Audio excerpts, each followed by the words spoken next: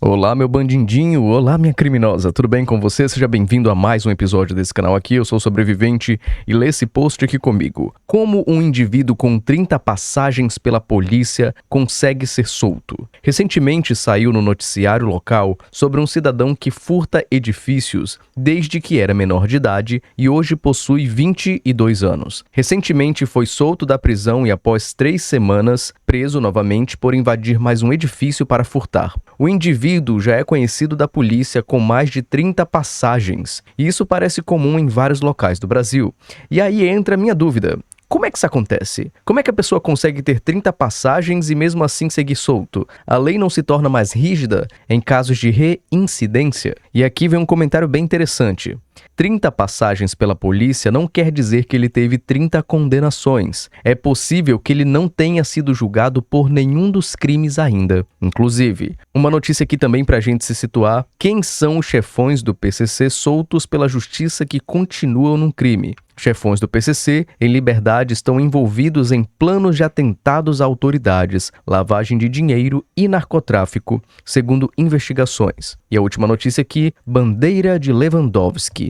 A audiência de custódia já soltou 500 mil de presos. Isso aqui é uma grande piada no nosso Brasil, né?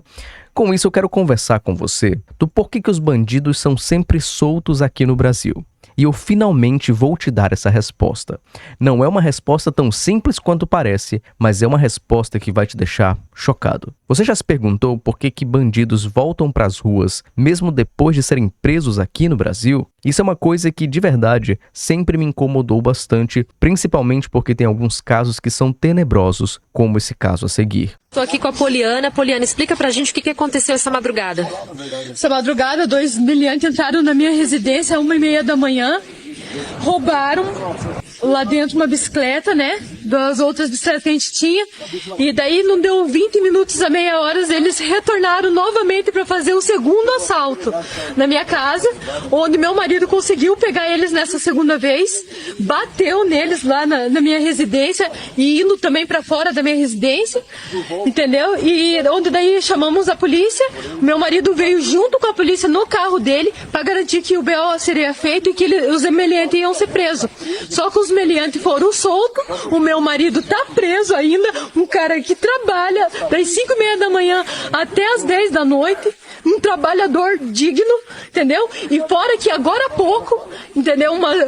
Entre 10 horas e 10h30, os meliantes voltaram na minha casa pela terceira vez. Pelo amor de Deus. Diga aí, o marido dela ficou preso enquanto os bandidos foram soltos.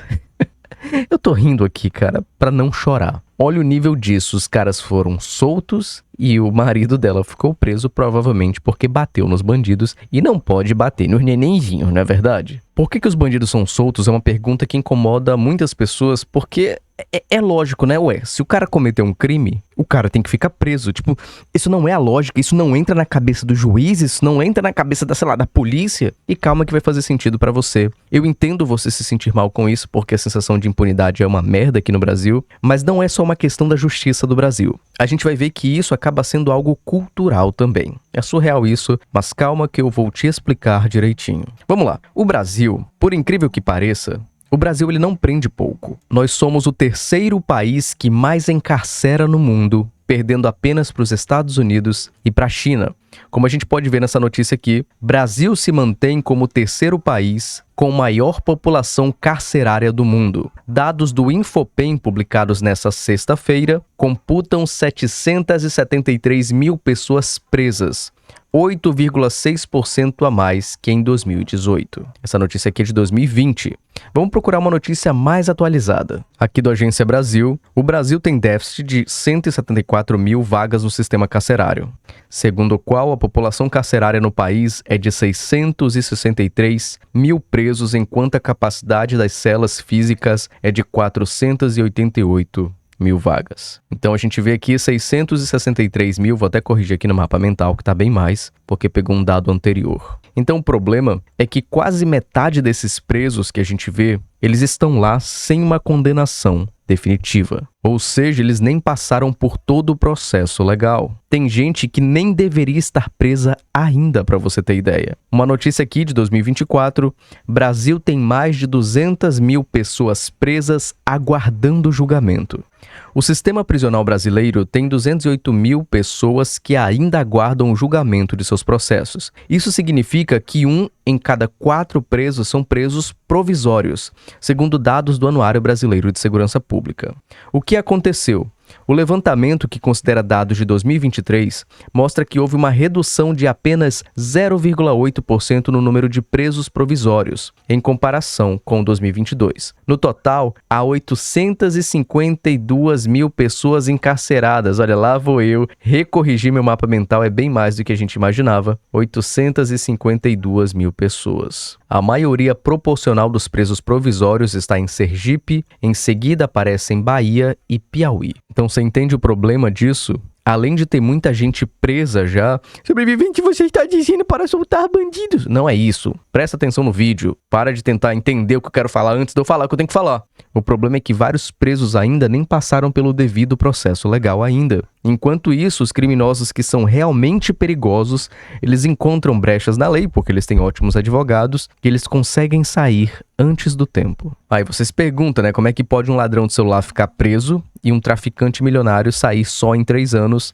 Mas é basicamente quem tem conexão e bons advogados, consegue chegar a qualquer lugar. Eles usam isso inclusive para fugir, como aconteceu nesse caso aqui. Traficante André do Rap é solto após habeas corpus concedido pelo STF. André Oliveira Macedo é investigado por ter função de chefia dentro da facção criminosa e por gerenciar o envio de grandes remessas de cocaína à Europa. Aí se prepara pra piada. André do Rap, traficante, completa 2 anos foragido, sendo procurado pela Interpol, PF e Polícia de São Paulo. O cara recebe um habeas corpus e depois desaparece.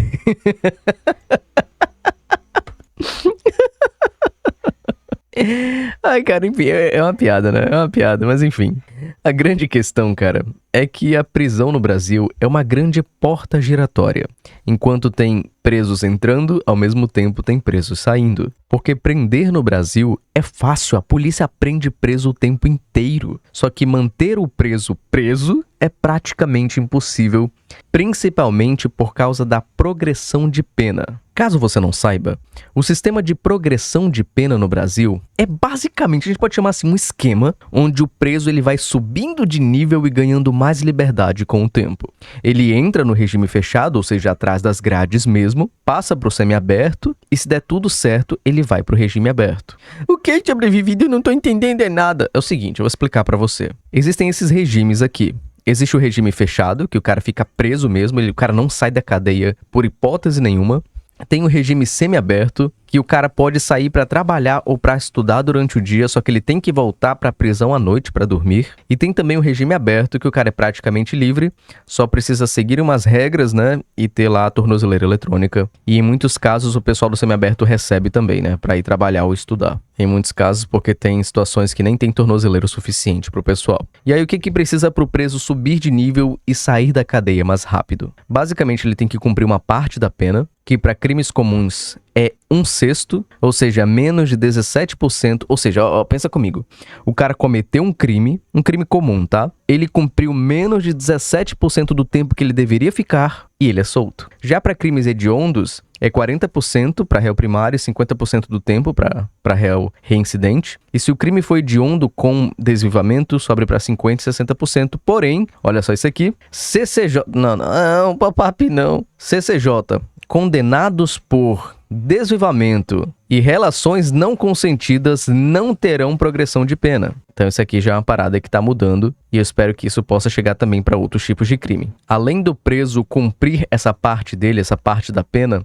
ele tem que ter bom comportamento, e aí quem é que decide isso? A justiça, e dependendo da defesa dele, o cara consegue transformar vários anos de cadeia em algumas medidas alternativas, né? E por que isso dá ruim? Por que essa progressão de pena não é uma coisa bacana? Porque na lógica é linda, aí vamos ressocializar os presos, tem muita gente presa, vamos soltar para a pessoa se readequar à sociedade e a pessoa poder trabalhar, poder cuidar da família, poder se divertir. O que acontece? o criminoso perigoso sai muito mais rápido, aí o cara que deveria passar vários anos preso, em poucos meses ele já tá no semiaberto, podendo se envolver com o crime novamente. Tem muito preso e pouca fiscalização. E aí quem é que garante que o cara vai de fato voltar pro presídio à noite? Ninguém. Uma vez que o cara esteja no regime fechado e ele consegue ir para o regime semiaberto ou aberto, muitos presos se tornam foragidos. Muita gente utiliza dessa brecha para poder simplesmente ir embora, porque não tem quem fiscalize com tanta qualidade assim. Olha isso daqui, cara. Por falta de tornozeleiras eletrônicas, RN tem cerca de 500 presos do regime semiaberto sem monitoramento. Os caras estão no regime em que eles deveriam estar dando satisfação, né, para a justiça, através do GPS, enfim, através de outras medidas. Os caras estão sem monitoramento. Sabe quem ama isso? As facções. As pessoas envolvidas com crime organizado usam essa progressão de pena para soltar os comparsas e continuar mandando no tráfico. Aí agora compare isso aqui, por exemplo, com os Estados Unidos. Lá, quando se fala em prisão perpétua, é perpétua mesmo. Aqui, cara, um condenado a 30 anos dificilmente vai cumprir mais de 12. O cara comete um crime absurdo e fica pouquíssimo tempo na cadeia. Para a criminalidade, o Brasil é uma grande mãe com os braços abertos. O Brasil tem leis penais que, na prática, fazem a prisão seu último recurso disponível. E não é porque eles se importam com o preso, não é por amor. Ai, temos que cuidar do presidiário. É porque o próprio sistema não dá conta de tanta gente presa. Os crimes sem violência, como os crimes de corrupção, raramente vão da cadeia. Tem também as saidinhas em datas comemorativas, porque falar da reintegração, o indivíduo tem que saber como é passar um feriado em casa.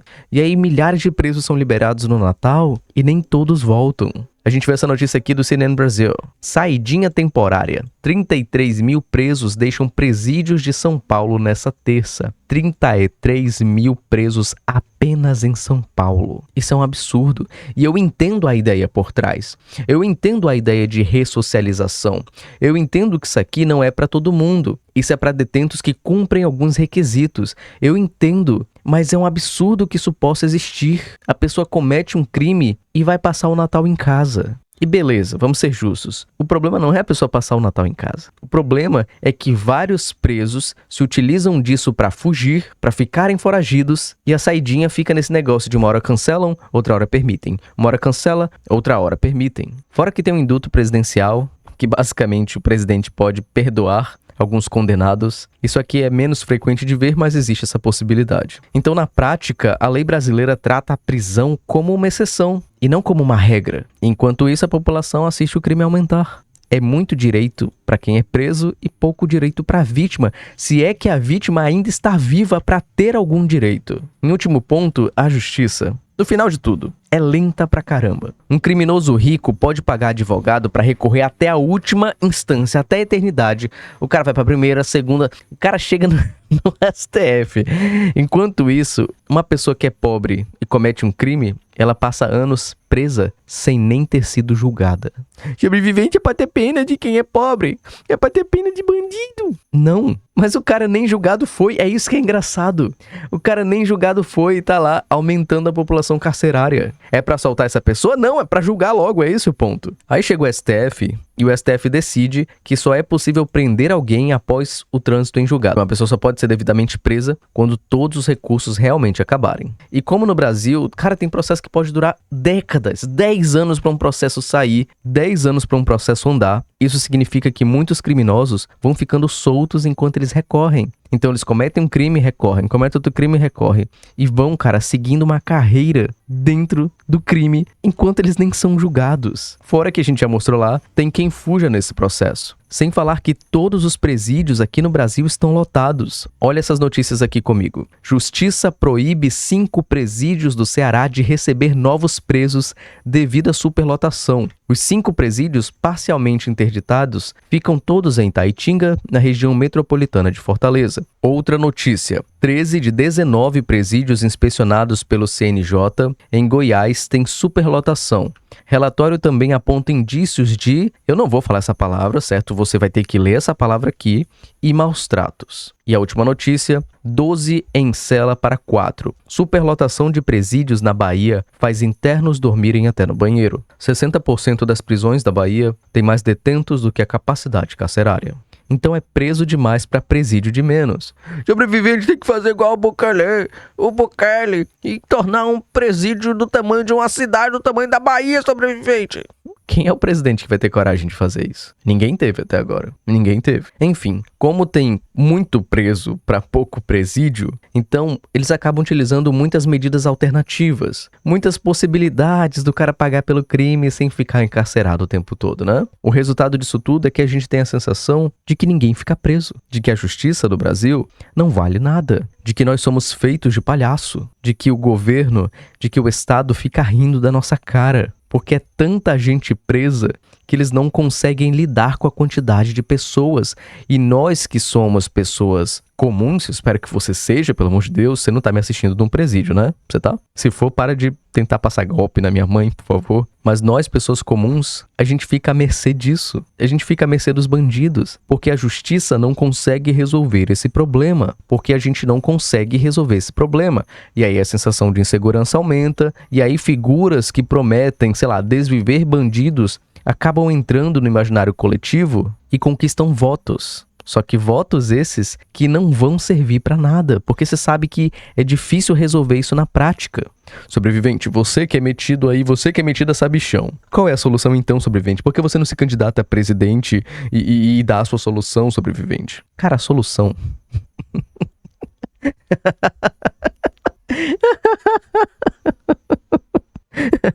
Não tem solução, não. A gente tá ferrado demais. A gente tá muito ferrado, não tem solução. Cara, pelo menos não tem uma solução rápida, né? Não tem uma parada que eu fale assim: ah, é só fazer X, é só fazer Y, que a criminalidade jamais vai existir. Não tem, cara. Resolver isso envolve repensar algumas leis, acelerar processos que, cara, a justiça no Brasil é muito lenta. Reformar o sistema prisional para que ele cumpra a função de punir e reabilitar, mas aqui ninguém se reabilita. Preso vai pra cadeia e volta pior. Volta cometendo mais crimes. Volta, muitas vezes, com um cargo maior dentro do mundo do crime. E quem pode fazer isso daqui é essa galera aqui, ó. São os nossos queridinhos políticos. E você acha que eles estão se importando com isso? Você acha que fazer uma reforma a longo prazo, além do mandato dessa galerinha, faz eles ganharem mais votos? Não. O que faz os caras ganharem mais votos? Prometer que vão desviver bandidos, prometer que vão ressocializar, prometer que o Brasil vai se tornar um grande arco-íris florido. Os nossos políticos aqui só se importam com uma única coisa, que é dinheiro. E além disso, pra gente finalizar, tem uma coisa que tá acontecendo no governo atualmente que eu tô vendo poucas pessoas falarem. É que se já não bastasse todo esse problema, Lula lança o Meu Bandido, Minha Vida. Em meio à escalada da violência, critica oposição. É claro que Meu Bandido, Minha Vida não é um programa do governo de verdade. Isso aqui foi um apelido que a oposição ao governo Lula, e como ele tá com a reputação no lixo, o Brasil inteiro é oposição agora, mas é um apelido que criaram pro que o Lula tá querendo fazer. O que acontece? Em um momento de crescente criminalidade no Brasil, o CNJ, presidido pelo Barroso, e o governo Lula lançaram o projeto Pena Justa. Esse é o nome do projeto.